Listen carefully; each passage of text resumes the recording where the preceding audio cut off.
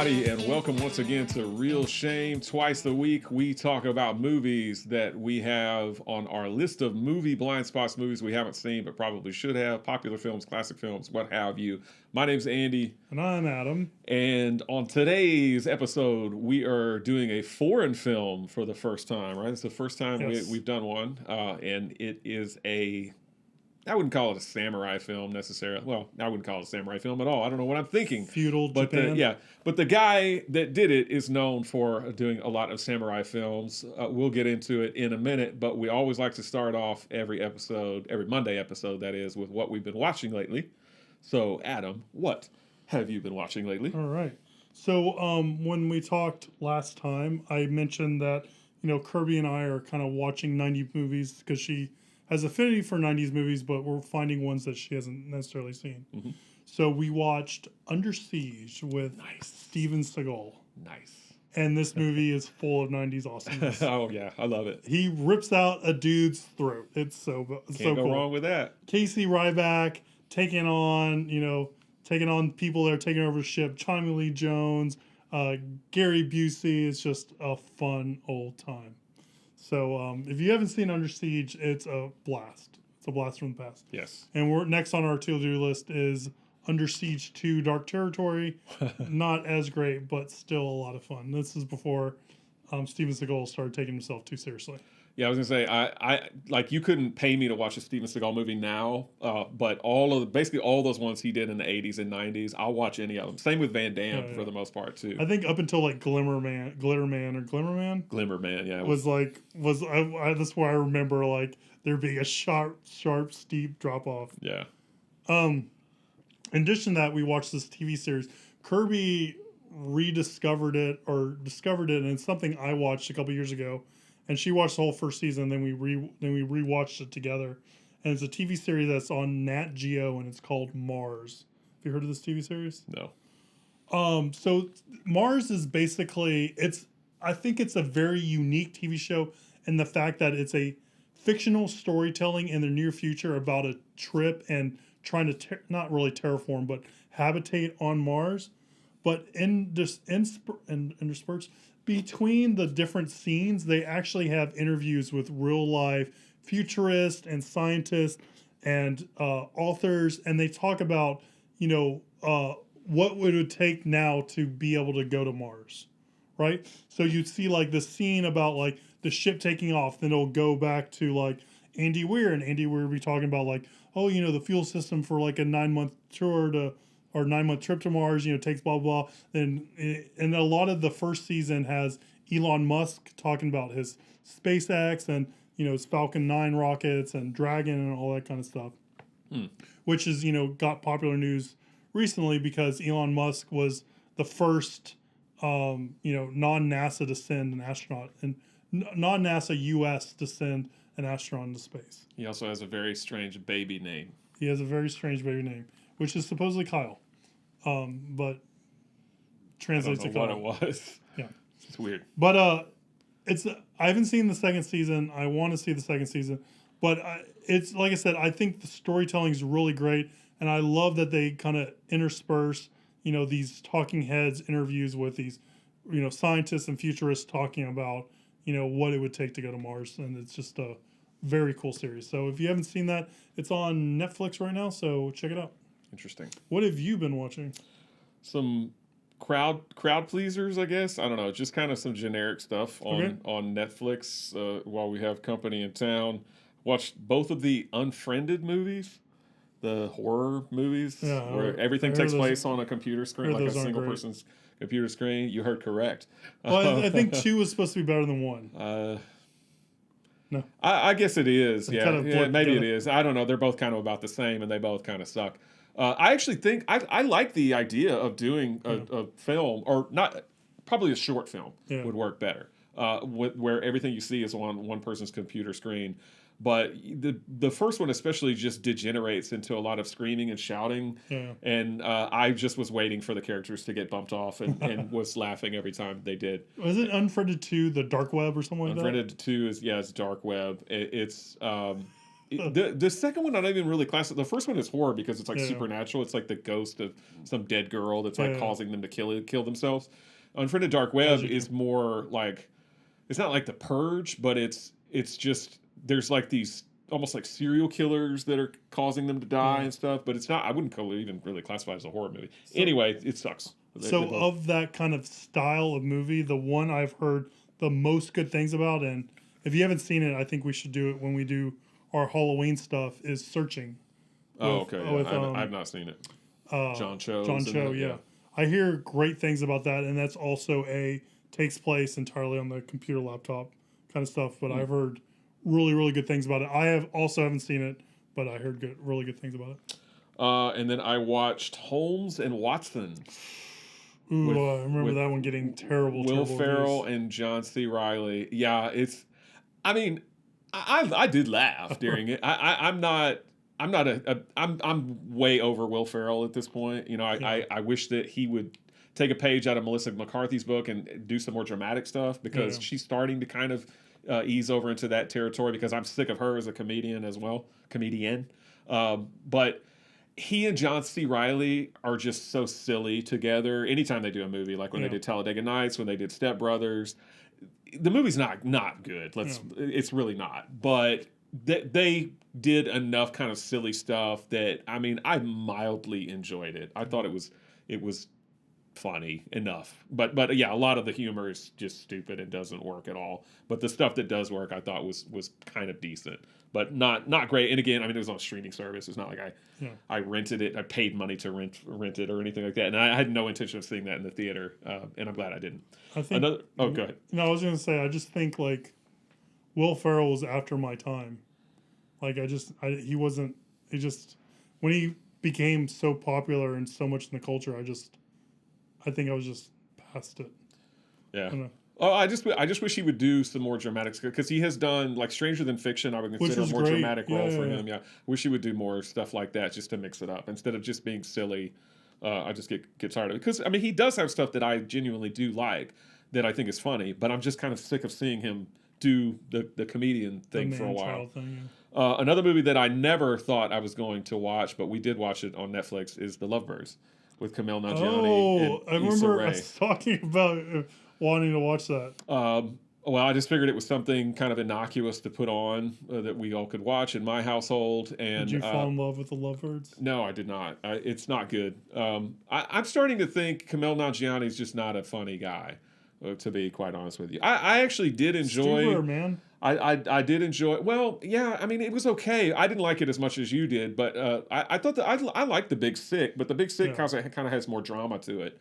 But this movie, it's not offensive in any way, and by offensive, I just mean, like not that I'm a prude and that it offended me. I just mean it didn't irk me necessarily, but it was boring, and it was not funny. I don't remember laughing at anything in the movie. Honestly, it just kind of happened. It was a movie. That's about all I can say about it. Didn't Michael Showalter direct it? Yeah, because I remember I like Showalter, but nope, not a good.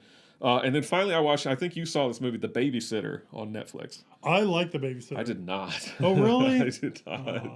No, I didn't care for it. I thought it was just a lot of fun, and it was like in the vein of Fright Night and all that kind of like horror comedy kind of thing. I thought it was a blast. I would rather have watched Fright Night. I would rather have watched Ready or Not, also with the same girl, Samara Weaving. Yeah. That's just way better. I didn't really care for it. But anyway, that's basically just a bunch of kind of, I don't know, generic comedies and whatnot. McG directed Babysitter. McG did direct Babysitter. Good old McG. Like I said, I've really thought Babysitter was just a ton of fun. Like, I watched it late one night, but it's in that kind of fun horror camp kind of comedy. So I get it. Yeah. All right. So moving on. 肉親のこの信門ゆえ兄上に売り二つと見抜き申した。髪形なりふり言葉遣いは全くの無頼。誰もこの者が兄上に似ているなどとはとんと考え及ばぬ体でござりました。いやこの信門もこのように取り繕わせて今更あまりに兄上に売り二つなのに驚き入っている次第でござります。It is 15, the year is 1573 in the Sengoku period of Japan. I don't really know what that means. It's just a period of history in Japan. You look it up if you want to know more, because I only wrote down Sengoku period. But there are various clans around Japan that are all kind of vying for control of different areas of land, or possibly, to take over the entirety of Japan. One of those clans is the Takeda clan, led by Takeda Shingen. And early in the movie, they are trying to take over a castle so that they can acquire more land. He is shot by a sniper. He eventually succumbs to his wound and dies. But before he dies, he requests that the rest of his clan keep his death a secret for 3 years. Luckily enough, his brother, Nobukado, has found a petty thief who was about to be literally crucified for crimes. He's found a petty thief who is an exact lookalike of Lord Takeda Shingen. Because he's played by the same actor. Yes, he's played by the same actor. But he's found an exact lookalike to be the double. And after some reluctance, the double finally agrees through various circumstances to actually stand in for the late Lord and try and keep this ruse up for 3 years. That is the plot of 1980's Kagemusha, directed by probably the most well-known Japanese filmmaker of all time, Akira Kurosawa. I have seen Kagemusha several times. This is probably my 4th or 5th time to see it, maybe even more than that. I've seen it several times. You have never seen it. Never seen it. I've owned it. You've owned it? I've owned it for years, never seen it. All right. So because I was like a big I love samurai movies. Like, I think samurais are good. And I've told you this before, but I bought Lay Samurai because it had samurai in the title. Oh yeah, it's not a samurai movie. But I love samurai movies. Yeah. I'm not much less of an idiot now, but I was an idiot back in the day. So what did you think? So Kagemusha. I thought Kagemusha was good. I'm kind of curious because I feel like since you said it since you watched so many times, you're gonna love it. But I thought it was good. The hardest part for me with Kagemusha was I feel like the movie starts out at 60, and I'm like trying to catch up. Like it took me a while. It took me a while to understand what was going on and all that at the very beginning. I can see that. As the movie kind of settles on, I kind of catch up and I know what's going on. But it doesn't spell anything out for you. It expects you to keep up, right? And so it was very difficult, and I found myself being confused because I couldn't understand like what was going on. When I got about a third of the way through the movie, I was caught up and I understand what was going on. But the first parts of the movie was very difficult, and it's been proven that it's hard for races to identify people and features of other races and stuff like that. So that being said, it took me a while to be able to tell the Japanese actors apart, right? So sometimes when it cut scenes, I couldn't tell if they're part of the Takaneda clan or if they're part of a rival clan and all that kind of stuff. So it took me a while to understand, what was going on in like the whole story point. Does that make sense? It does. It makes perfect sense, actually. Yeah. But overall, I thought it was good. I do think it is. I wrote this down, and it is indulgent. Yeah. And because of that, I agree with that too. And because of that, I think it hinders the movie a lot. And the movie is slow. It is a slow burn, guys. Yeah. Like it is. It's 3 hours, and it definitely feel. It's the longest movie we've done on the show so far. Great Escape was not quite 3 hours. I think it was 8 minutes shy of 3 hours. This is the longest movie we've done, and probably will be the longest movie that we do, unless we wind up doing Showa, which is like 9 hours. But I thought, like I said, I thought it was good. I want to get into more details, but I kind of want to throw it over you and figure out your opinion on it. I think everything that you bring up is valid. The reason I've seen it numerous times, because again, it is a 3 hour long movie, is because I rented it. So when I was growing up, I mentioned this when we were talking about the Seahawk, or rather Pirates of the Caribbean. When I was growing up, I would watch Siskel and Ebert every chance that I could get. And that was my kind of window, because this is pre-internet. That was my window into current films. I mean, I knew the blockbusters and stuff that were coming out, but I did not know these kinds of films. Yeah. And I was too young to see them review Kagemusha when it came out in 1980. But when they did their 10 best list at the end of the 80s, I remember watching that show, and Siskel put this as number 10 on his top 10 of the 80s list. And I thought it looked cool. I was like, oh, it's like, you know, these like warlords kind of got, you know, whatever. I thought it looked really cool. But all the video stores in my little small town, they didn't have any kind of foreign language film sections. So when I went away to a larger city to go to college, they had a Blockbuster Video. And they had a foreign language film section. And I found Kagemusha, and I rented it. And I loved it. At the time, I was really, really hungry to learn more about all these different kinds of films and art house films and foreign films and whatnot. So I probably was not critical at all whenever I saw this the first time. Now I'm more critical towards the film. It's probably a good way to watch it too, I would say, with that kind of openness. But yeah. But I rented it on more than one occasion, and I've showed it to different people. So those are primarily the times that I've seen it. I haven't seen it in years. So seeing it again was the first time in probably 20 years or something like that. I might have watched it because we watched the Blu-ray of it. I think I had it at one point on DVD, because I think Criterion did a DVD, and I think I might have watched it then, but I honestly can't remember. But it feels like it's been a long time since I've seen it. I agree completely with you about it can be confusing, and it obviously, because I've seen it, I know kind of what's happening, and I know who everybody is. The original home video version that I rented from Blockbuster actually put up little titles of the people when they were introduced on screen and what their relationship was. So it would say like Nobukado, Shinjin's brother. Oh, that's cool. Or whatever, because it is confusing for those people that have never seen it. It's hard to keep people straight, as you say, because they all have the same like kind of haircut or whatever. You know, you kind of have to keep them straight. I mean, yes, they do. You have to pay attention to like wardrobe to kind of be able to tell them apart. It can be, and it makes it kind of more confusing because they double each other. His brother looks a lot like him, and then they find the lookalike, as you said, it's played by the same actor. But still, it can be confusing. Like, wait a minute, who was this guy again? And just, they don't necessarily spell it all out through exposition for a while, maybe. And then you go, oh, that makes sense. But yes, I can totally see that. Watching it now, after not having seen it for a long time, I agree completely. I do feel like it's indulgent. I feel like there's a lot of shots in this movie that are absolutely gorgeous, and there's some really cool stuff going on in the movie.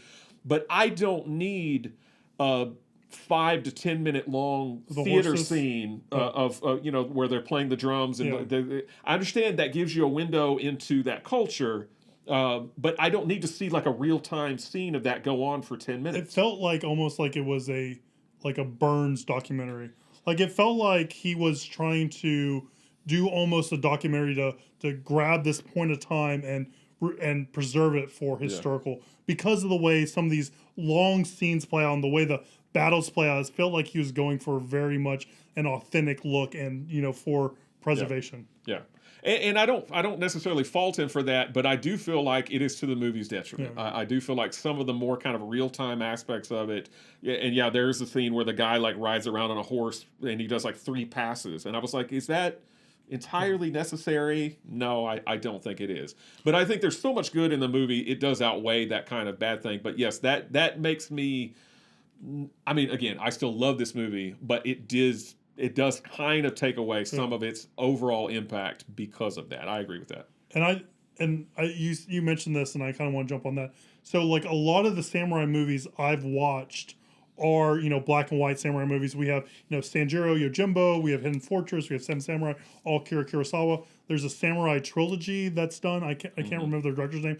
All black and white. So this is the first time that I've seen a samurai movie in color. And boy, is that gorgeous. I love how colorful their costuming is. So I've seen, the Tom Cruise, I think it was Zemeckis, actually. Was it Zemeckis? Not maybe. It wasn't Zemeckis. The Tom Cruise, The Last Samurai, right?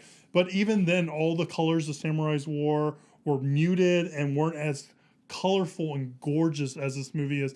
And then you have that dream scene with the, giant painted rainbow in the background of the, this watercolor rainbow and stuff.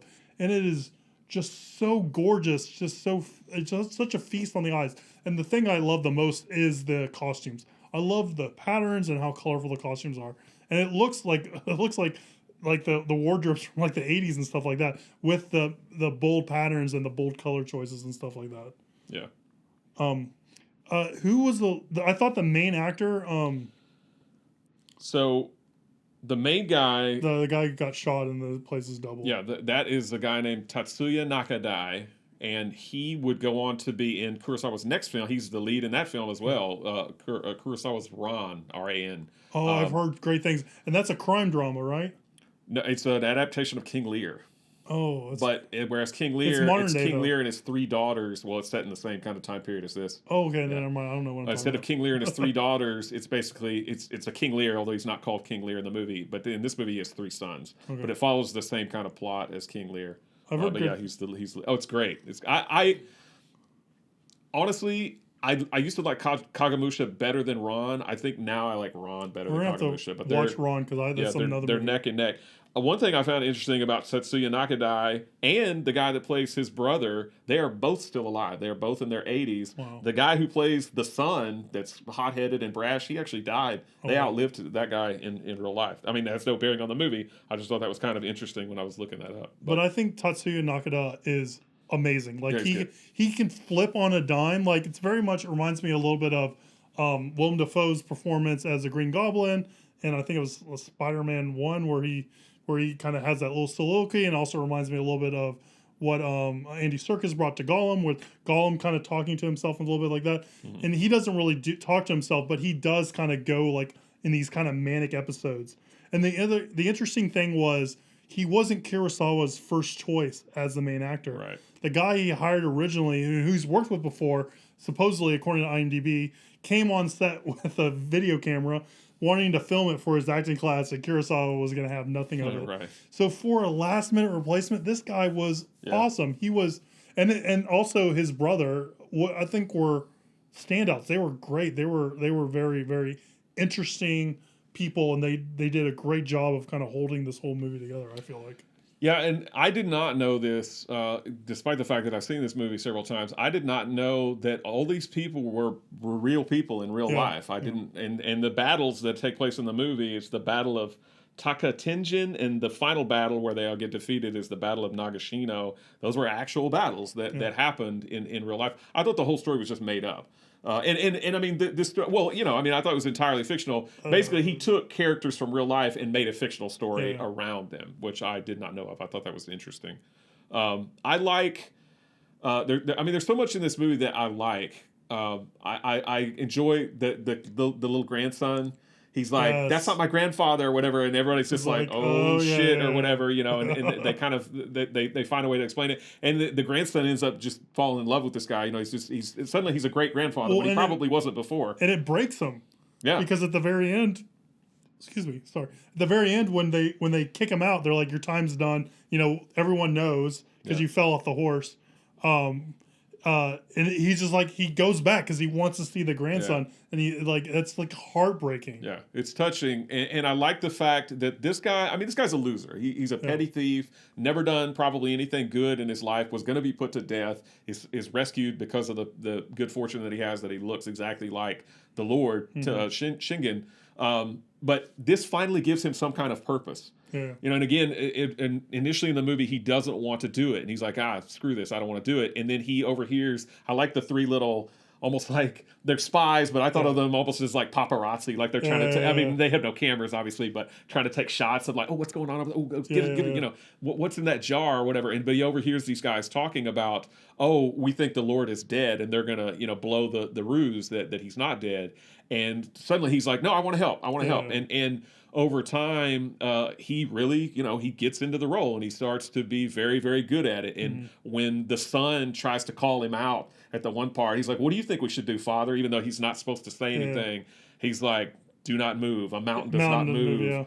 And everybody's like, damn, you know, I mean, like he countered. He put him in the place, Yeah, he did it. I also he served him. I thought it was interesting.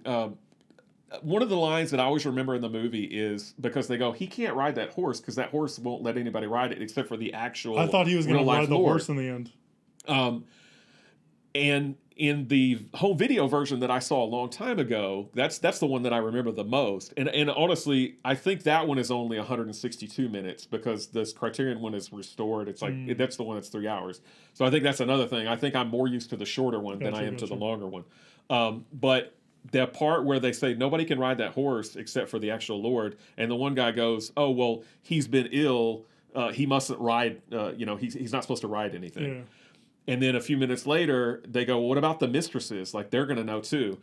In the home video version that I watched, he says the exact same line. He goes, he's been ill. He's not supposed to ride anything. And I was like, that is hilarious. Yeah. But in this, they slightly alter that second translation where they say he must not mount his mistresses. I don't think it's... I still think it's hilarious. It is funny, but I didn't think it was as effective as just saying the exact same line for the horse as applies to the mistress. I wish that they would have kept that. But Criterion always, redoes their translations to try and make them as accurate as possible, which I agree with. But I remember it being different in the home video version that I saw a long time ago. I thought that was interesting. But yeah, the part where the soldiers are all marching against the sunset, I mean, there's scene shot like in the magic hour, as they call it, like dusk and everything, and there's all these colors, and when they're in battle and you see all the blues and the flags explosions and everything, and the wind is blowing.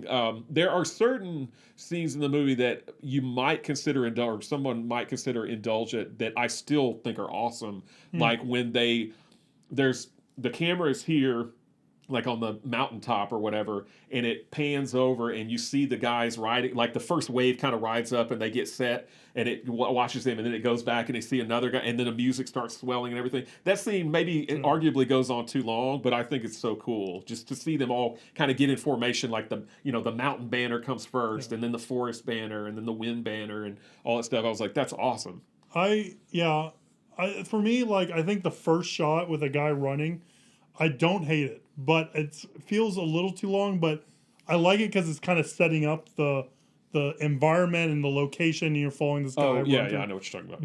But for me, messenger. For me, the straw that broke the camel's back was that final fight with all the horses dying, and then it's like literally 10 or 20 minutes of the horses getting up, the horses getting back down, then same like it recycled a lot of the same shots. Yeah, and I think honestly that's part of that 18 minutes or whatever that was restored, because I just don't remember it being that long. Yeah.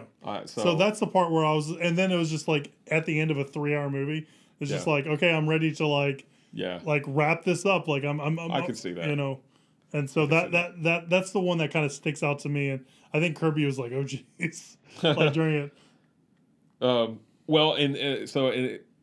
Kurosawa at this point in time, his career had hit a skid, and he wasn't really making movies as prolifically as he had done, like in the 50s. Basically, from 1965 until he finished, he made a film every 5 years.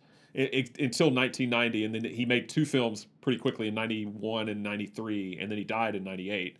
But he made a film like in 1965, and then 70, and then 75, and then 80, and then in 85 he would do Ron. In 90 he would do Akira Kurosawa's Dreams. I've actually not seen his last 2 films, but I've not heard good things, unfortunately. But he was able to secure financing for this film because of Francis Ford Coppola and George Lucas, so they are actually credited as like executive producers for the international version of this movie. And Coppola was actually in Japan, maybe Lucas was too, but I know because one of the extras on the Criterion disc is some Suntory whiskey commercials that Kurosawa and Francis Ford Coppola are in, where they're like drinking Suntory whiskey and like talking about the script or whatever. And it's like Suntory whiskey. I'm sure that influenced Lost in Translation a little bit. It probably did. It probably did. Because didn't Sofia Coppola direct Lost in Translation?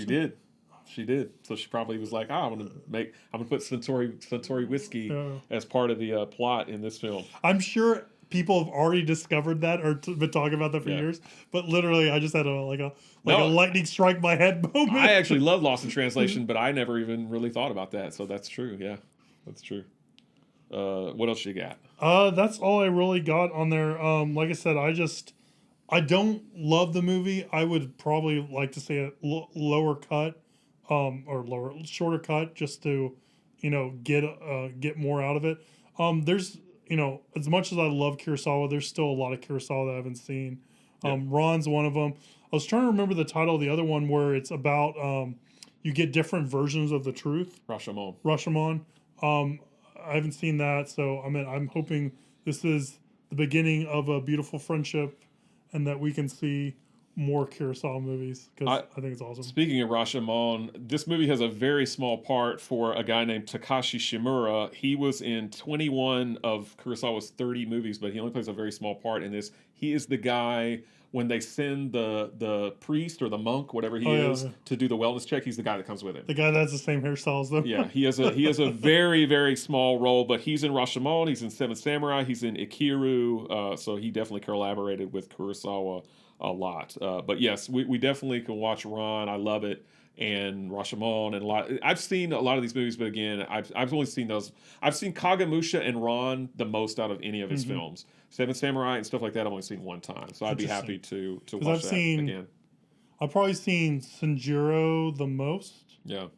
Then probably Seven Samurai and his Fortress. Yeah, Seven Samurai.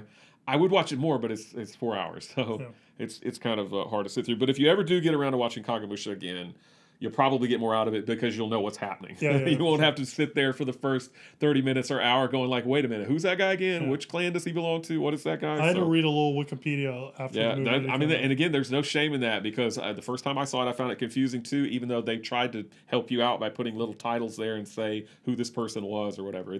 It's tough. It's a rough go at first. So did any positive critic reviews for that? It's 2 nominations at the Academy Awards. Ebert didn't win anything. Art direction and foreign film didn't win. So Siskel and Ebert both gave it 2 thumbs up. Siskel put it on his 10 best list of the 80s at number 10. Ron actually was on Ebert's list at number 7 of the top. So it's the whole 80s, not just the decade 80, because this movie came out in 80, right? Yeah. So 1982 through 1989. Gotcha. Top 10 movies of that decade. Making sure I understand. Rotten Tomatoes, 88%, 92% audience score. Wow, that's really high. And Leonard Maltin gives it 4 stars, just like the Seahawk. Good job, Leonard. But he still gave Earthquake a bomb. What's going on with that? All right, so I liked what you did the when we were doing the Pirates thing, talk about the next movie we're going to do and why we chose it. The movie that I chose to pair with Kagemusha, I thought of another movie where you had a lookalike guy replace a lord, in this case a dictator of a fictional South American country called Parador. It stars Richard Dreyfuss, and it's from 1988, and it's called Moon Over Parador, which we will talk about on the next episode. So stay tuned for that. Stay tuned for that. All right. Well, thank you for viewing, guys. If you have a question that you'd like us to answer in air, which we will do in the following episode, shoot us an email at realshame@gmail.com. Follow us on Instagram at realshame. Like, subscribe, tell all your friends, because that actually does really help spread the word around the podcast, and especially if you guys enjoy it. And stay tuned next time, because we're going to talk about Moon Over Miami. Just kidding. Moon Over Parador. We'll see you soon, guys. I'm hungry now.